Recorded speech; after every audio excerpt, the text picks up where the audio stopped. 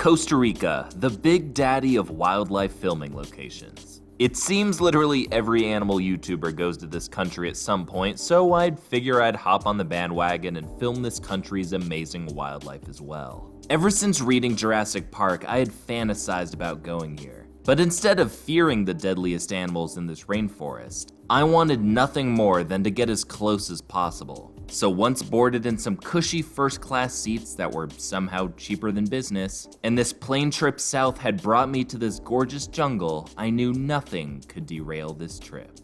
Alright, so essentially we lost all of our belongings, the airline messed up, and all of our bags got delayed, and so they say they'll ship them to our place tomorrow, but as of right now we have no snake hooks, no rain gear, no clothes, only what I'm wearing and what's in my pack here. So we are in a sense screwed. I really hope they can deliver it to our place, and our place doesn't even have a real address technically, so this is a problem. We're gonna see if the rental car's still there and see what happens. Well, that sucks, cause not only my B-roll camera I need to zoom in on faraway animals or to get tight shots of deadly ones is MIA, but also all of my filming lights, so nighttime filming won't be ideal. Luckily, it's not like I scheduled a guided night filming trip tonight that has our best chance of seeing everything I wanted to film. Oh, right.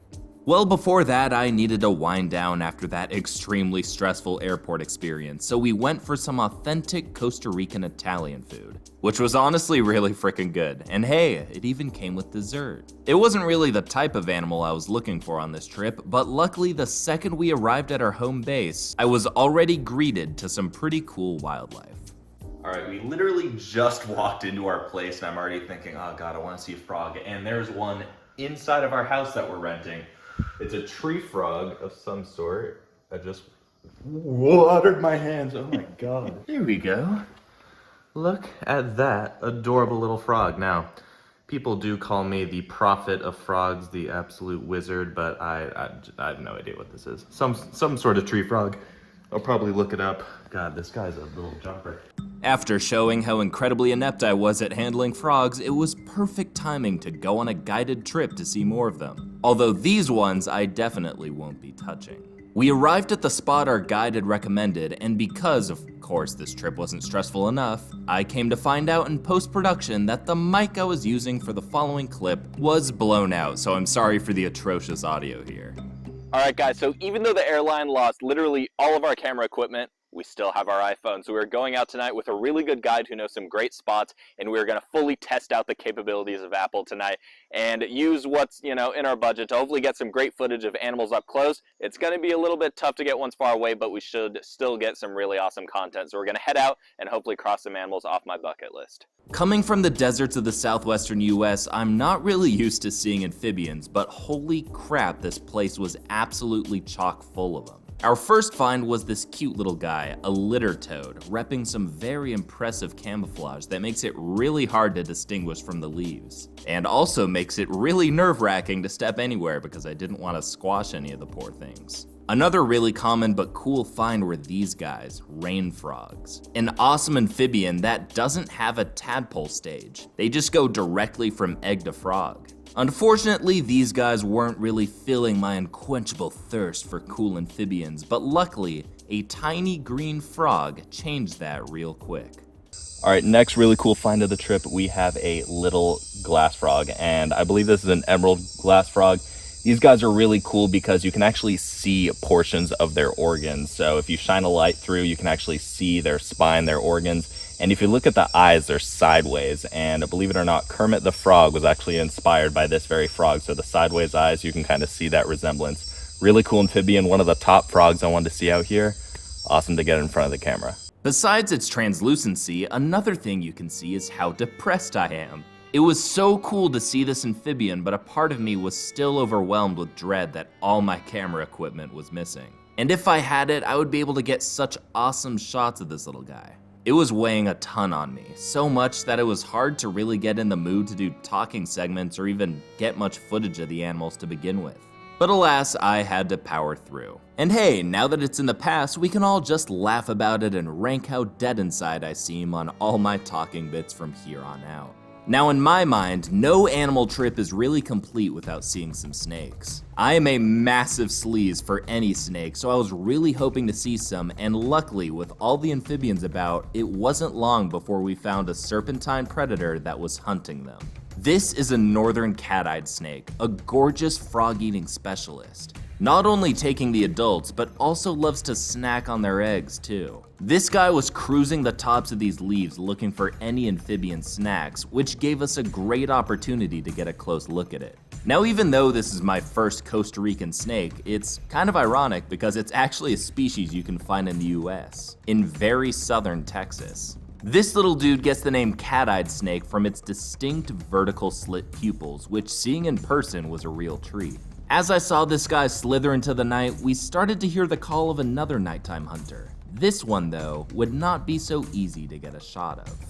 All right, so we're walking along, and I've been really wanting to see a bird of prey here in Costa Rica. There's not that many, but something they do have, which is really cool, is a really cool species of owl. And right above my head, we found it. It is a juvenile spectacled owl. And this guy is just hilarious. I mean, he's not even afraid of the lights. He's just sitting right above us. He's about to take off, I think. There he goes. Awesome. Yeah, that was awesome. So any little reptile lizard here is going to be extremely afraid of that guy right there. He's on the prowl tonight, and so are we. Although I didn't get a chance to film this owl with my zooming camera, I did get my redemption later in the trip with a different species. But that's a video for another day. The spectacled owl is not only the biggest owl in Costa Rica, but would be the biggest animal I'd see that evening. But I was about to stumble upon the smallest. An animal I had dreamed of seeing in the wild ever since I was a kid. All right, another one of my top 10 animals, top 5 actually. This is a poison dart frog. This is the strawberry poison dart frog. It's night right now, so they're not active, so he's actually trying to get out of sight. But look at them, they're sitting perfectly on this leaf. Now, I could hold this guy, but you know, if I were to like lick my hand for some reason, that I would end up pretty sick. But this is an animal you shouldn't be afraid of. I know that there's a huge stigma around poison dart frogs, that they're super dangerous, but not this species. Absolutely amazing find, topping everything on my bucket list. Like, I cannot believe how many animals we're finding. What I meant to say was I can't believe how many animals we're finding that I'm not able to properly film, and it's driving me insane. But I was still so freaking happy to see one of these guys, just one of the most gorgeous and iconic frogs anywhere in the world. But the poison dart frog fun wasn't gonna stop there, because I stumbled upon this amazing scene. 3 strawberry poison frogs sheltering from the rain all in the same shot. Definitely one of my favorites from the entire trip. And how appropriate was it that after seeing one of the single smallest frogs in Costa Rica, I'd see the biggest in the country. All right, now you may have seen some big bullfrogs back home. This is what's locally known as a Central American bullfrog or a smoky jungle frog. And look at how big this guy is. Now, this frog is so big it can eat baby birds, scorpions, things like that. Amazing find. I hear the skin can burn if you touch it, but hey, buddy. Okay, I touched it. Nothing happened. Awesome find. We've been seeing a lot of these guys. Really amazing amphibian. Conspiracy theorists on Reddit will say I touched that frog in an attempt to feel something. Anything except the overwhelming emptiness of not having my full filming setup. But although the skin's toxins didn't hurt me whatsoever, if I made one wrong move with the next animal I saw, that would be a different story. All right, we have found an insect I've wanted to see for so long, a bullet ant, the most painful, possibly experience a human can have. This guy's venom will make you in excruciating agony for 24 hours. And this is also the biggest ant I've ever seen. This thing is like an inch long. I cannot believe we found this animal. Absolute bucket list material right here. If I were to make one wrong move, accidentally set my hand on it and squish it and it stung me, that is like the end of my trip. TKO, finish. I'm so happy. We're seeing so many awesome things tonight.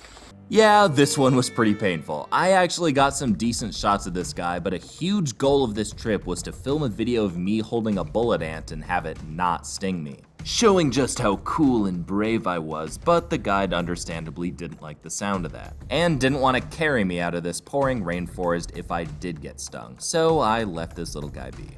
Seeing all these bucket list animals was like a dream. It didn't feel real to be in a place that had so many of the targets I wanted to find. It was incredibly bittersweet, but you know, hey, it could be worse. At least it's not like I was gonna find my #1 goal animal of the trip while not having any snake hooks or night filming equipment, right? All right, guys, we found a freaking Fer De Lance right on the trail, and it's honestly a really big one. Like, normally in videos you see pretty decent juveniles, but this is a honker of a snake. Super dangerous, and just to see something this deadly, knowing that if it bites me, I am so unbelievably screwed. I just can't believe I am in person with the snake. We're gonna try and get the shots we can. We only have phones tonight, which really sucks. But wow, my first Fer De Lance in the wild. I cannot believe it. What an incredible snake, responsible for more deaths in the Americas than any other. The venom of the Fer De Lance is so intense that even if you survive, you're more than likely losing whatever limb it bit. I actually saw 2 Fer De Lances on this night tour, even though the second one I wasn't in any mood to film. That just shows how careful you have to be when trekking through the jungle. You never know when this highly camouflaged snake will be in striking distance. With that, there was no better way to end the night, and even though I couldn't properly film anything, it was amazing to see these iconic animals I had dreamed about seeing for so long in their natural habitat. Thankfully, my filming equipment did finally get to me, so all my future Costa Rica vids will have some awesome footage, so be on the lookout for the other amazing animals I ran into in this incredible country. I'll see you guys next time.